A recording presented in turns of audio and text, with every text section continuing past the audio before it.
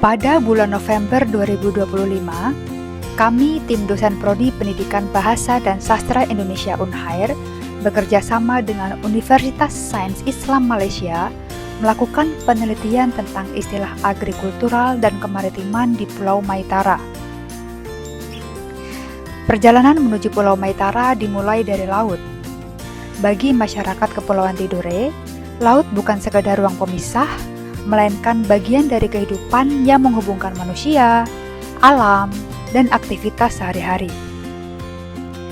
Pulau Maitara merupakan komunitas pulau di Maluku Utara, di mana pertanian dan kelautan berjalan berdampingan, mengikuti ritme alam dan musim. Kehidupan masyarakat terbentuk dari keterhubungan yang erat antara darat dan juga lautan.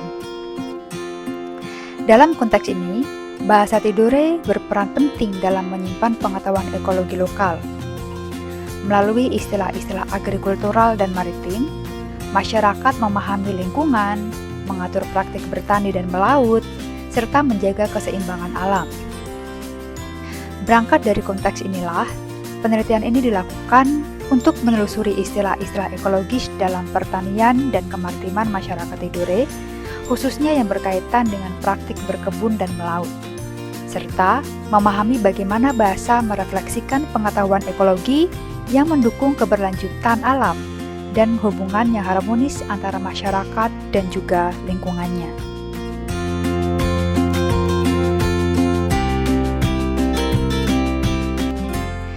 Secara geografis, Pulau Maitara terletak di wilayah Indonesia Timur, tepatnya di Provinsi Maluku Utara.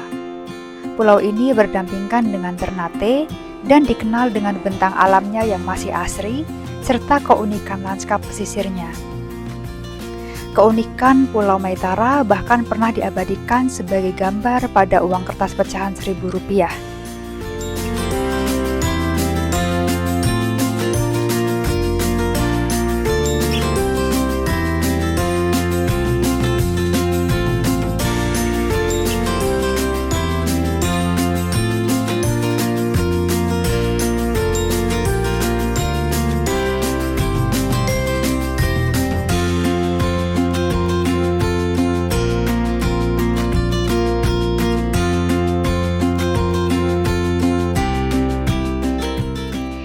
Disinilah penelitian kami dilakukan di Desa Akebai. Kedatangan kami disambut oleh Bapak Safrizal Ibrahim, Kepala Desa Akebai bersama masyarakat setempat. Dari pertemuan awal tersebut, kami memperoleh gambaran mengenai kehidupan masyarakat pulau di Matara. Sebagian besar warga bekerja sebagai nelayan dan menjadikan laut sebagai ruang hidup utama. Di sisi lain, praktik berkebun juga tetap dijalankan dan menjadi bagian dari keseharian masyarakat. Melalui diskusi ini pula, kami mendapatkan rekomendasi sejumlah warga yang kemudian menjadi narasumber dalam penelitian kami.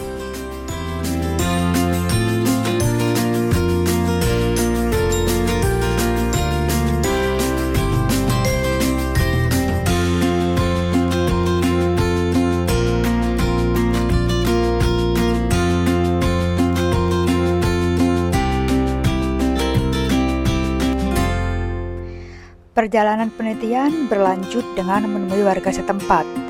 Dari wawancara yang dilakukan, terungkap bagaimana praktik melaut dan bertani diwariskan lintas generasi bersama pengetahuan ekologis yang hidup di dalam bahasa sehari-hari. Dalam praktik melaut, masyarakat Tidore membaca alam melalui bahasa. Perubahan bulan misalnya menjadi penanda penting waktu melaut. Ungkapan seperti Orayu Fani ketika bulan mulai terbit, Orayu Sira saat bulan tenggelam, dan Ora Fani pada fase bulan purnama digunakan untuk menentukan kapan waktu yang tepat untuk melaut dan kapan aktivitas penangkapan ikan sebaiknya dihentikan. Selain bulan, arus laut juga dikenal melalui istilah-istilah khusus. Bau Mine merujuk pada arus keluar, Bau Sora pada arus masuk, sementara bau Jere menandai laut yang tenang. Pembedaan ini membantu nelayan menentukan jalur pelayaran, teknik menangkap ikan, sekaligus menghindari risiko di laut. Bahasa juga memuat aturan dan etika melaut. Larangan seperti nyau pe kalao, yakni tidak berkata kasar saat mencari ikan, serta konsep boboso atau pantangan laut, menanamkan sikap hormat dan mengendalikan diri. Dalam pandangan masyarakat Tidore, laut bukan sekadar ruang ekonomi, tetapi juga merupakan ruang hidup yang harus diperlakukan dengan penuh tanggung jawab. Melalui istilah-istilah inilah, pengetahuan ekologi lokal diwariskan, mengatur hubungan manusia dengan laut, sekaligus mendukung keberlanjutan sumber daya alam.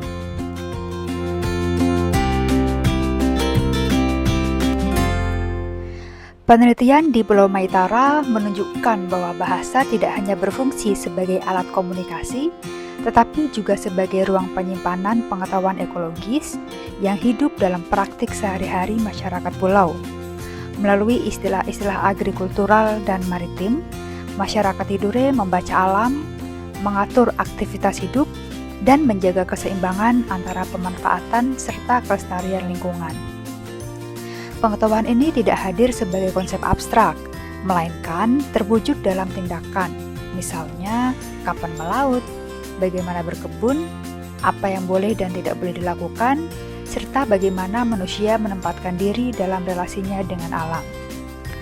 Mendokumentasikan bahasa berarti merekam cara suatu komunitas memahami dunianya. Dalam konteks Maitara, upaya ini menjadi bagian dari menjaga keberlanjutan pengetahuan lokal, sekaligus menghargai kebijaksanaan masyarakat pulau yang hidup berdampingan dengan darat dan laut. Melalui penelitian ini, kita diajak untuk melihat bahwa keberlanjutan ekologis dan keberlangsungan bahasa berjalan beriringan. Keduanya saling menopang, dan keduanya sama-sama layak untuk dirawat.